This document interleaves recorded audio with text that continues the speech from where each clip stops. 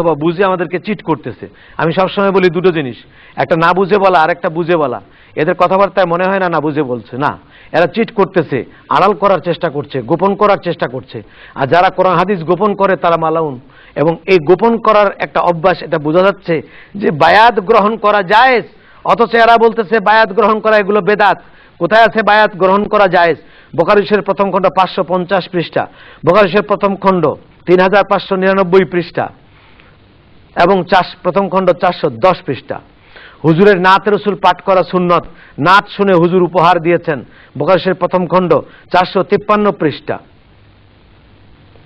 নামাজের মধ্যে নবীজি ডাক দিলে নামাজ ভঙ্গ হয় না, ওই অবস্থায় হুজুরের ডাক শোনা যাবে, নামাজ ছুটে যাবে না। বুখারী শরীফ দ্বিতীয় খণ্ড 642 পৃষ্ঠা, 669 পৃষ্ঠা। নবীজির আঙ্গুল থেকে পানি ঝরে, সেই মুজিজা, বুখারী শরীফ প্রথম খণ্ড 504 পৃষ্ঠা। নবীজির ঘোষণা উম্মতের অতি কাছে, নজদ থেকে হুজুর সাল্লাল্লাহু আলাইহি ওয়াসাল্লাম যেটা ঘোষণা দিয়েছেন, এটা খুব গুরুত্বপূর্ণ, আমাদের শুনতে হবে। বুখারী শরীফ দ্বিতীয় পৃষ্ঠা 1050 পৃষ্ঠায় আছে, বুখারী শরীফ দ্বিতীয় খণ্ড 1050 পৃষ্ঠা। মিশকাত শরীফ 582 পৃষ্ঠায় আবু হুরায়রার হাদিস, তা হচ্ছে কি, রাসূলুল্লাহ ঘোষণা দিয়েছেন, নজদে গিয়েছেন, এখন যেটা মক্কা শরীফ থেকে পূর্ব দিকে নজদে গিয়েছেন, সেখানে হুজুর সাল্লাল্লাহু আলাইহি ওয়াসাল্লাম দোয়া করেছেন, আর শামের উপরে রহম করো, বাগদাদের উপরে রহম করো, ইরাকের উপরে রহম করো, সিরিয়ার উপরে রহম করো। সেখানকার লোকেরা বলেছেন, হুজুর যেখানে দাঁড়িয়ে দোয়া করছেন নজদের কথা একটু বলবেন না? হুজুর তিনবার ট্রাই করেছেন, ব্যর্থ হয়ে গেলেন, দোয়া করতে পারলেন না ওই জায়গার কথা। পরিশেষে আল্লাহর নবী বললেন, তোমরা আমাকে এই জায়গায় দোয়া করার জন্য বাধ্য করো না, কারণ এখানকার কোনো দোয়া আমার মুখ দিয়ে বের হবে না। এই জন্যই এই নজদের থেকে শয়তানের শিং বের হবে, শয়তানের শিং গজাবে এখানে, সে শিং আমার কবরে গুঁতা দেবে। সেখানে জন্ম নিয়েছিল নজদে মুহাম্মদ ইবনে আব্দুল ওহাব, এবং তিনি ফতোয়া দিয়েছিলেন রসুল জান্নাতুল বাকি ভাঙতে হবে, এবং ভেঙে দিলেন। জান্নাতুল মুআল্লা ভেঙে দিলেন। রাসূলুল্লাহ রওজা ভাঙার জন্য রওনা করছিল, সেটা তিনি পারলেন না। সেই জন্য এই যে শয়তানের শিং, পৃথিবীর সমস্ত আলেমরা ঐক্যমত হয়ে গেল যে শয়তানের শিং মানে হচ্ছে এই মুহাম্মদ ইবনে আব্দুল ওহাব। নবীজি সাল্লাল্লাহু আলাইহি সাল্লামের প্রশংসায় বুখারী শরীফে আমরা যতগুলো পেয়েছি, আমার কাছে সিয়াসত তার বাকি আরো 5টা রয়ে গেছে। বাকি সিয়াসতটা কি আছে? নবীজি থুতু মুবারকের ফজিলত, বুখারীর প্রথম খণ্ড 419 পৃষ্ঠায়। চুল মুবারকের ফজিলত, উহুদ পাহাড় নবীজিকে ভালোবাসেন এবং জান্নাতে যাবে। নবীজিকে ভালোবেসে জড় পদার্থ পাথরের পাহাড় উহুদ, সেও জান্নাতে যাবে। কোথায় আছে? বুখারী শরীফের প্রথম খণ্ড 401 পৃষ্ঠায় আছে, হযরত আনাসের হাদিস, প্রথম খণ্ড 521 পৃষ্ঠায় আছে, দ্বিতীয় খণ্ড 573 পৃষ্ঠায় আছে, দ্বিতীয় খণ্ড 585 পৃষ্ঠায় আছে, হযরতে আবু হুমায়দ সায়েদি। নবীজির চাদর মুবারক কাফন হিসেবে, নবীজির চাদর মুবারক কাফন হিসেবে বরকতের জন্য নিয়েছিলেন। বুখারী শরীফ প্রথম খণ্ড 168 পৃষ্ঠা আছে। হযরত ওমর রাদিয়াল্লাহু তাআলা আনহু তার মাজার শরীফে জীবিত, বুখারী শরীফ প্রথম খণ্ড 188 পৃষ্ঠা আছে। মিম্বার তৈরি করে দিলে উস্তানে হান্নানার কাঁদা, বুখারী শরীফ প্রথম খণ্ডে আছে। নামাজে হযরত আবু বকর সিদ্দিক রাদিয়াল্লাহু তাআলা আনহুর তাজিম, হুজুর সাল্লাল্লাহু আলাইহি ওয়াসাল্লামকে নামাজের মধ্যে তাজিম করেছেন হযরত আবু বকর, অর্থাৎ হুজুরের দিকে ঘুরেছেন কেবলাকে পেছনে দিয়ে। কোথায় আছে? বুখারী শরীফ প্রথম খণ্ড 165 পৃষ্ঠা আছে, সাহাল ইবনে সাদ রাদিয়াল্লাহু তাআলা আনহুর হাদিস।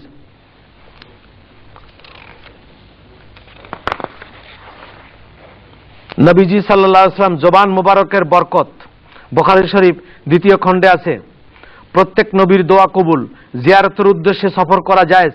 কিতাবুল জুমা, বুখারী শরীফ প্রথম খণ্ড আছে, জিয়ারতের উদ্দেশ্যে সফর করা জায়েজ। আর এরা বলে জিয়ারতের উদ্দেশ্যে সফর করে কবর জিয়ারত করা না জায়েজ।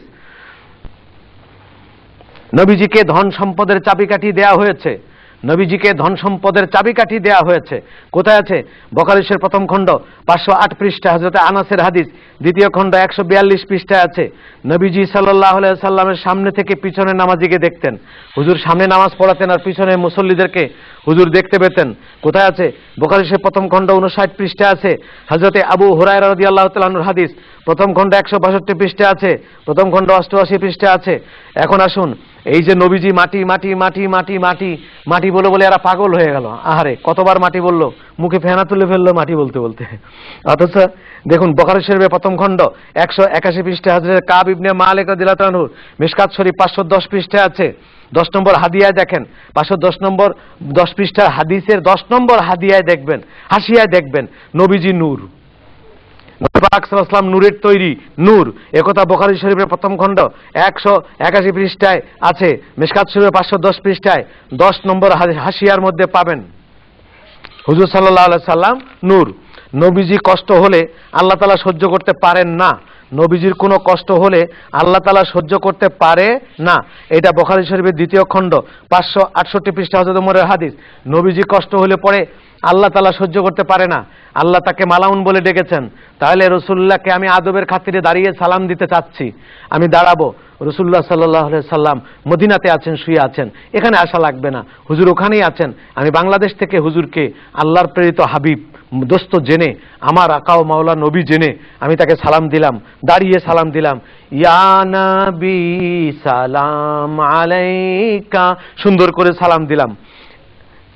আরেকজনে বলল, এই রাসূলুল্লাহ মরে গেছে, মরা মানুষ কবরে, ফিনিশ, হাড্ডি গুড্ডি আছে কিনা সন্দেহ, মরা মানুষটাকে ইয়া নবী, হে নবী বলা জায়েজ নেই। তাহলে এই উক্তিটা, এই কমেন্টসটা হুজুরের জন্য কি কষ্টদায়ক। আর হুজুর যদি কষ্ট পায় আল্লাহ তাআলা সহ্য না, মালান বানিয়ে দিয়ে দেন। নবীজি কষ্ট হলে আল্লাহ তাআলা সহ্য করতে পারে না। বুখারী শরীফ 2য় খণ্ড 568 পৃষ্ঠার মধ্যে আছে, সমস্ত নবীগণ নিজ নিজ রওজা পাকে তারা জীবিত। আর রাসূলুল্লাহ মারা গেছেন, এরা বলে রাসূলুল্লাহ আমার তোমার মতো মারা গেছেন, ইন্না রাসূলুল্লাহ কাদ মাত কামাসালিনা ওয়া কামাসালিকুম, এরা বলে আমার তোমার মতো মারা গেছেন। আর অথচ বুখারী শরীফ 2য় খণ্ড 1057 পৃষ্ঠা, মিশকাত শরীফ 121 পৃষ্ঠা, মিশকাত শরীফ 157 পৃষ্ঠা, ইবনু মাজাহ 119 পৃষ্ঠার মধ্যে আছে সমস্ত নবীগণ রওজা পাকে জীবিত। তার সমস্ত নবীগণ জীবিত হুজুর বললেন, আর হুজুর মরে গেলেন। নবীর নবীজি সমস্ত উম্মতকে চিনে নেবেন। হুজুর পাক সাল্লাল্লাহু আলাইহি ওয়াসাল্লাম সমস্ত উম্মতকে নিজের উম্মত নিজে চিনবেন। বুখারী শরীফ 2য় খণ্ড 857 পৃষ্ঠা, নবীজি সোমবার শিবা নেন, আবার সোমবার ইন্তেকাল করেন। বুখারী শরীফ প্রথম খণ্ড 93 পৃষ্ঠায় আছে হযরত আনাসের হাদিস, আউলিয়া কেরামদের ব্যবহৃত জিনিসপত্র কবরে তাবারক হিসেবে দেওয়া জায়েজ আছে। কারো কবরে কাফনের নিচে নবী ওলিদের জিনিসপত্র বা কোনো নবীর জিনিসপত্র সেগুলো তাবারক হিসেবে দেওয়া জায়েজ আছে। 143 পৃষ্ঠা 7 ও 8 নম্বর হাসিয়া দ্রষ্টব্য। তারাবি নামাজ 20 রাকাত, এটা উত্তম বেদাত। বুখারী শরীফ প্রথম খণ্ডে আছে। আব্দুর রহমান ইবনে আব্দুল কাদের মিশকাত শরীফে 115-তে আছে, নবীজি হাত তুলে দোয়া করতেন। হাত তুলে দোয়া করা এরা অপছন্দ করে, আর হাত তুলে দোয়া করা সবচেয়ে বেশি দুশমন হলো শয়তান। তো সে আর নবীজি হাত তুলে দোয়া করতেন, বুখারী শরীফের এরা হাত তুলতে দেয় না।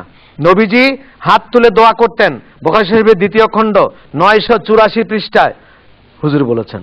তাওরাত কিতাবে নবীজির পরিচয় ও প্রশংসা আছে, মিশকাত শরীফ 518 পৃষ্ঠা আছে। নবীজিকে কিছু বললে আল্লাহ সহ্য করতে পারেন না, মিশকাত শরীফ 522 পৃষ্ঠা আছে। নবীজির চাচা যান আব্বাস রাদিয়াল্লাহু তাআলা আনহুকে ওসিলা করলে বৃষ্টি হতো, হযরত আব্বাসের ওসিলা দিয়ে দোয়া করলে বৃষ্টি হতো। কোথায় পাবেন? মিশকাত শরীফ 132 পৃষ্ঠা হযরত আনাসের হাদিস, 337 পৃষ্ঠা, তারপরে 512 পৃষ্ঠা, 514 পৃষ্ঠা আবু হুরায়রার হাদিস, 545 পৃষ্ঠা হাদিস। তাহলে নবীজি সাল্লাল্লাহু আলাইহি ওয়াসাল্লাম তার চাচাকে ওসিলা দিয়ে দোয়া করা হতো এবং তাতে বৃষ্টি হতো। হুজুরকে আল্লাহ তাআলা মাকামে ইব্রাহিম দিবেন, সেই মাকামে ইব্রাহিম 2য় খণ্ড 686 পৃষ্ঠা আছে। নবীজি সমস্ত বিশ্ব আল্লাহ তাআলার মালিকানায় এবং নবীজির ব্যবস্থাপনায়, সমস্ত বিশ্ব আল্লাহ তাআলার মালিকানায় নবীজির ব্যবস্থাপনায়। এটা কোথায় আছে?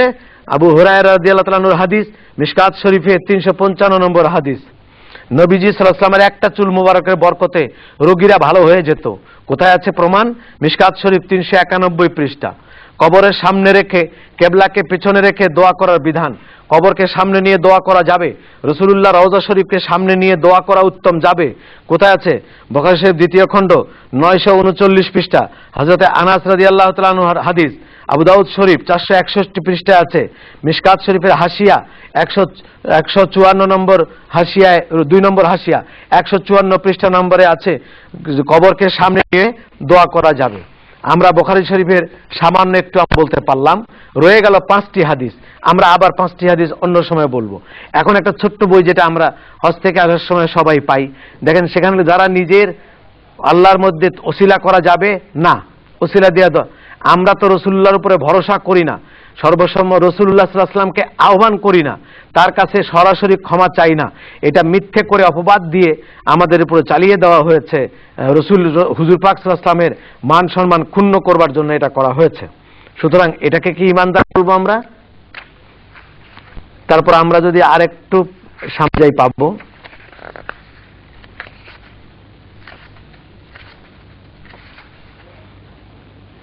মসজিদে নববীর জিয়ারত এবং তাতে নামাজ আদায়ের উদ্দেশ্যে যে কোনো সময় আপনার জন্য মদিনা যাত্রা করা। একদিকে তারা বলতেছে যে কবর জিয়ারতের উদ্দেশ্যে কোনো কিছু উদ্দেশ্য করে যাওয়া যাবে না, আবার অন্যদিকে বলতেছে উদ্দেশ্য ছাড়া পৃথিবীতে কেউ নাই, একমাত্র পাগলের উদ্দেশ্য নাই। পাগল হাঁটে তো হাঁটেই, কোথায় যাচ্ছে সে বলতে পারে না, পাগলের উদ্দেশ্য নাই, তাছাড়া কোনো মানুষ উদ্দেশ্য ছাড়া নাই। আরে পায়খানা ধরলে তো বাথরুমের উদ্দেশ্য করে নিয়ত করে রওনা হয় যে আমি বাথরুমে যাব। পায়খানা ধরলে কেউ বেডরুমের বিছনার দিকে রওনা হয়, বাথরুমের দিকে রওনা হয় কেন? নিয়ত করে রওনা হয় যে ওখানে গেলে বাথরুম করা যাবে। তো সুতরাং নিয়ত ছাড়া মুসলমানের কোনো কিছু নাই। আর এরা বলতেছে নিয়ত করে যাওয়া যাবে না। জিয়ারতের, মসজিদে নববী জিয়ারতের সঙ্গে হজের কোনো সম্পর্ক নেই। আর যেগুলো হাদিস এগুলো নাকি বানোয়াট। তারা একদিকে বলতেছে এগুলো নাজায়েজ, আর অন্যদিকে তারাই দেখায় দিচ্ছে নবী সাল্লাল্লাহু আলাইহি ওয়াসাল্লামের কবরের কাছে যাবেন এবং কবরের সম্মুখে দাঁড়িয়ে নিচু স্বরে আদবের সাথে বলবেন। কি বলতে বললেন? ওনাদের ওই কিতাবে স্ববিরোধী বক্তব্য। এই পৃষ্ঠায় কি লিখছে খবর নাই, আরেক পৃষ্ঠা আরেকটা লিখতেছে। এগুলো হলো আমাদের পাগলের কারখানা বই। আসসালামু আলাইকা আইয়ুহান নবী ওয়া রাহমাতুল্লাহি ওয়া বারাকাতুহু, নিচু স্বরে এটা বলতে কইছে হুজুর সাল্লাল্লাহু আলাইহি ওয়াসাল্লামের রওজার কাছে গিয়ে। ওরা বলবে কবর, আমরা বলবো রওজা। আসসালামু আলাইকা আইয়ুহান নবী ওয়া রাহমাতুল্লাহি ওয়া বারাকাতুহু, হে নবী আপনাকে সালাম। হুজুর কি কবরের উপরে বসা ছিল? একটু আগে আমি বলেছি। ওরা বলে ইয়া নবী সালাম আলাইকা বলা যাবে না, 3000 মাইল দূরে উনি মরা মানুষ কবরে শুয়ে আছেন। এখন কবরের কাছে গিয়ে যদি বলি আসসালামু আলাইকা আইয়ুহান নবিয়্যু, কবরের উপরে কি হুজুর বসা থাকেন? আমরা কি হুজুরকে দেখি? ওটা যেরকম গায়েব, হুজুর ভেতরে আছেন, 3500 মাইল দূরে বাংলাদেশে দাঁড়িয়ে সালাম দিচ্ছি, এটাও ওইরকম গায়েব, এটাও একই রকম গায়েব। দরুদ শরীফ পাঠ করার পর নিচের দোয়াটি পড়তে বলছে, তারা আবার লিখেছে কি? আল্লাহুম্মা আতিহিল ওয়াসিলাতা ওয়াল ফাদিলাতা ওয়া বাসুল মাকাম মাহমুদানিল্লাযী ওয়া'আতা আল্লাহুম্মা আজজিহি আন উম্মতি আফদালাল জাযা। তাহলে ওয়াসিলাতে ওয়াল ফাদিলাতে, আল্লাহুম্মা আতিহিল ওয়াসিলাতা ওয়াল ফাদিলাতা, রাসূলুল্লাহ সাল্লাল্লাহু আলাইহি ওয়াসাল্লামের ওসিলা দিয়ে, এখানেও কবরের পাশে গিয়ে ওসিলা দিয়ে বলতে বলা হয়েছে। ওখানে তারা বলল ওসিলা জায়েজ নাই, মুহাম্মদ রাসূলুল্লাহ ওসিলা দিয়ে কোনো লাভ নেই। আর এখানে এসে বলল হুজুরের ওসিলা দিয়ে দোয়া করবেন। আবার জান্নাতুল বাকির কথা বলি, বাকি কবরস্থান জিয়ারত করা সুন্নত, আপনার জন্য সুন্নত হলো। ওরা লিখছে কি সুন্নত? বাকি কবরস্থান এই যে কবরস্থান জিয়ারত করা সুন্নত লিখলো, আর ওখানে লিখলো কবরস্থান জিয়ারতের উদ্দেশ্যে রওনা করার এইসব হাদিস যেগুলো সব জাল হাদিস। এখানে শেষে লিখছে দেখেন, এই যে রাসূলুল্লাহ সাল্লাল্লাহু আলাইহি সাল্লামের কবর জিয়ারতের উদ্দেশ্যে সফর করার বৈধতা প্রমাণের জন্য যে সকল হাদিস বর্ণনা করা হয় তার সবগুলো সনদ দুর্বল অথবা বানোয়াট হাদিস।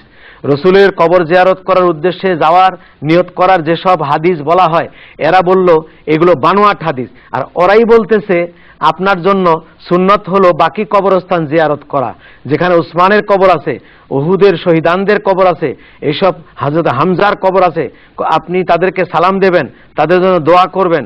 কেননা ওই সমস্ত কবর জিয়ারত করতেন রাসূলুল্লাহ, তাদের জন্য হুজুর দোয়া করতেন। তাহলে একটু আগে বলল কবর জিয়ারতের উদ্দেশ্যে যাওয়া এটা যাবে না, বেদাত। একটু পরে বলল রাসূলুল্লাহ বলছেন তোমরা কবরে যেও। এই যে সব বিরোধী বক্তব্য, এগুলো আমাদেরকে